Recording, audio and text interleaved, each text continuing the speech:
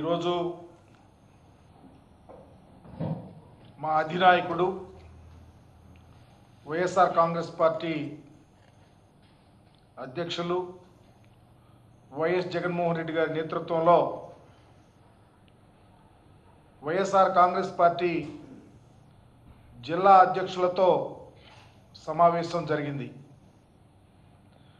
నిజంగా ఈ సమావేశం ఆద్యంతం రాష్ట్రంలో ప్రజలు ఎలాంటి ఇబ్బందులు పడతా ఉన్నారు, వారికి వైఎస్ఆర్ కాంగ్రెస్ పార్టీ ఎంత అండగా ఉండాలి,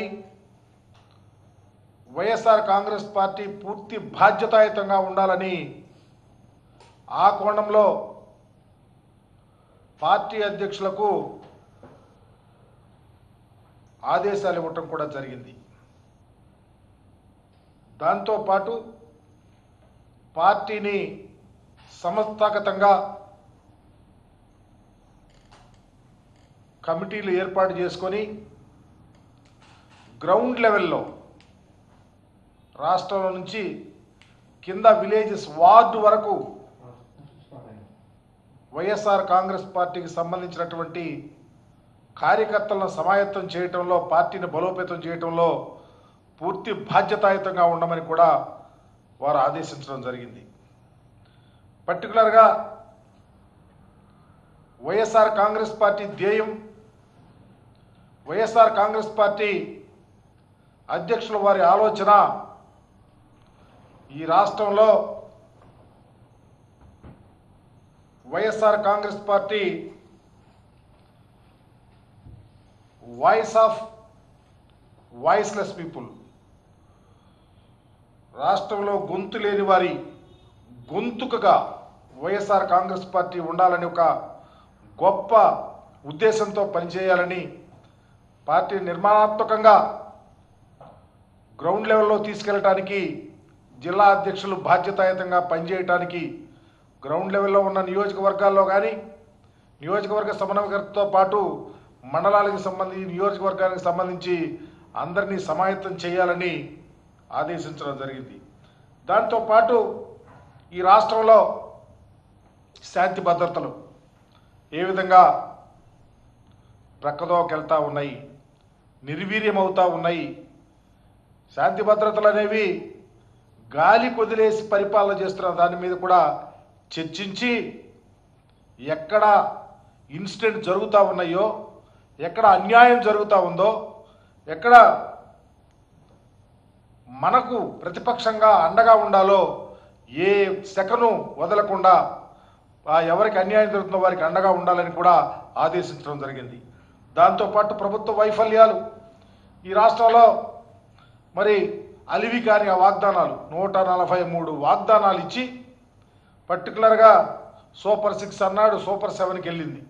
వీటన్నిటినీ గాలి వదిలేసిన తీరు, వీటి ద్వారా ఆనాడు వైఎస్ఆర్ కాంగ్రెస్ పార్టీ అధికారంలో ఉన్నప్పుడు ప్రజలకు ఏం మేలు చేశారు, ఇచ్చిన హామీలు ఏ విధంగా నిర్వర్తించారు, ప్రజలకు ఎలా ఉపయోగపడ్డాయి, తద్వారా ఈరోజు ప్రజలు ఆ టైంలో ఆ 5 సంవత్సరాల్లో పడిన లాభం, వాళ్ళ కుటుంబాల యొక్క స్థితి పెరిగింది, వాటి ఈరోజు నిర్వీర్యమైపోతూ ఉంది.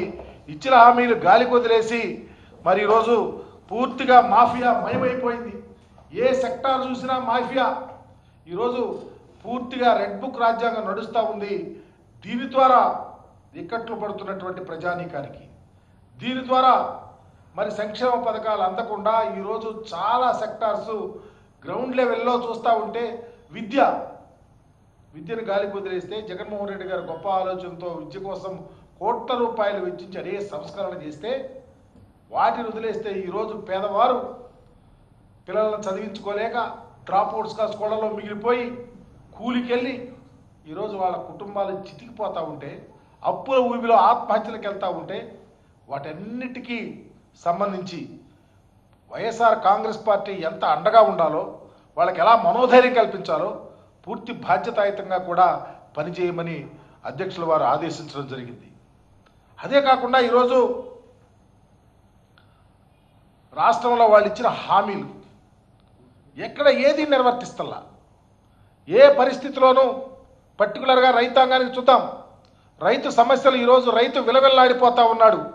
ఎండకు మండికి ఎలా మసైపోతా ఉందో ఈ రాష్ట్రంలో రైతు సంక్షేమానికి బీటలు వేసినటువంటి ప్రభుత్వం జగన్మోహన్ రెడ్డి గారు.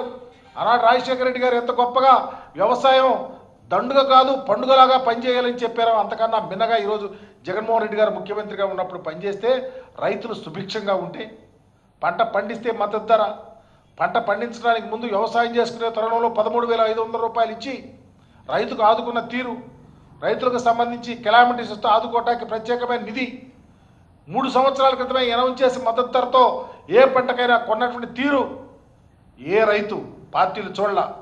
రైతు కౌలు రైతు సుభిక్షంగా ఉంటే ఈరోజు రైతు గురించి పట్టించుకునే నాదుడు లేడు.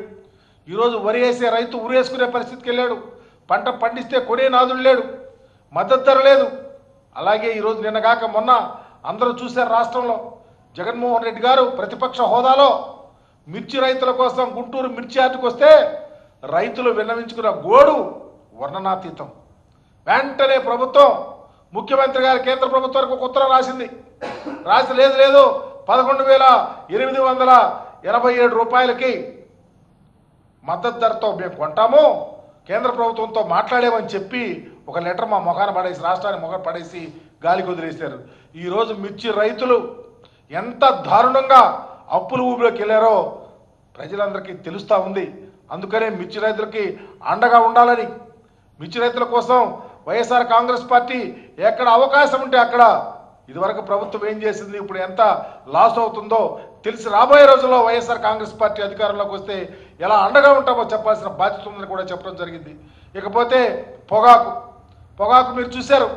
ఈరోజు రాష్ట్రంలో పొగాకు జగన్మోహన్ రెడ్డి గారు ముఖ్యమంత్రిగా ఉన్నప్పుడు, లేకపోతే అంతకన్నా ముందు చంద్రబాబు నాయుడు గారు ఉన్నప్పుడు పొగాకు రైతులంతా వెళ్ళి, అయా మాకు ఇండస్ట్రియలిస్టులు లేకపోతే వ్యాపారస్తులు వచ్చి చాలా తక్కువ ధర కొంటా ఉన్నారు, చాలా చోట్ల కొంటల్లా రిజెక్షన్స్ పెరిగిపోయినాయి అని చెప్తే ఆ వ్యాపారస్తులు ఏమన్నాడు తెలుసా, మీకు కరెంట్ కట్ చేస్తానన్నాడు, వాళ్ళకి మీ ఇండస్ట్రీస్కి కరెంట్ కట్ చేస్తానన్నాడు.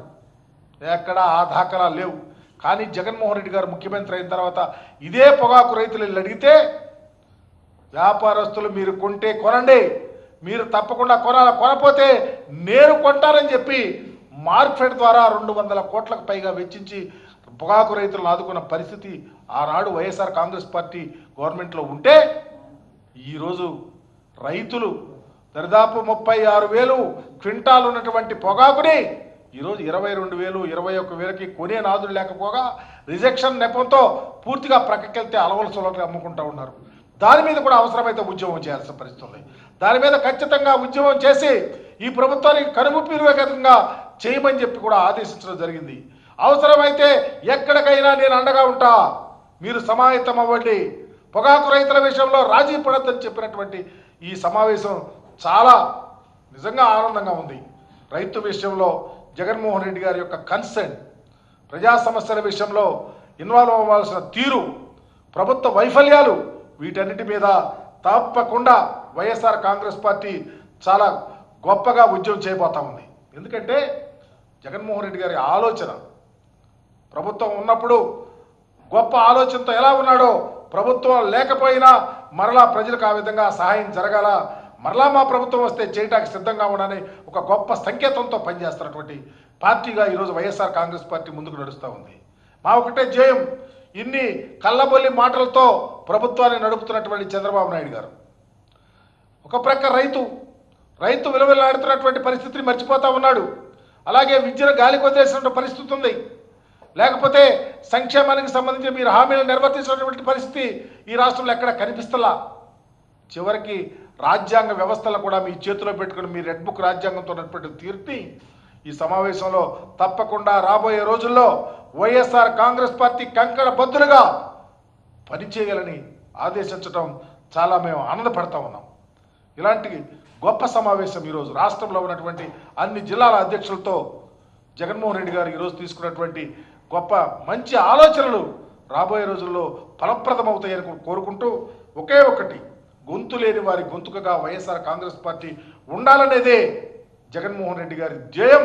ఆ కోణంలో ముందుకు నడుస్తామని, ముందుకు వెళ్ళాలని కింద గొప్ప ఆలోచనలను ప్రజలకు తెలియపరచాలని మీ ద్వారా తెలియపరుస్తా ఉన్నాను.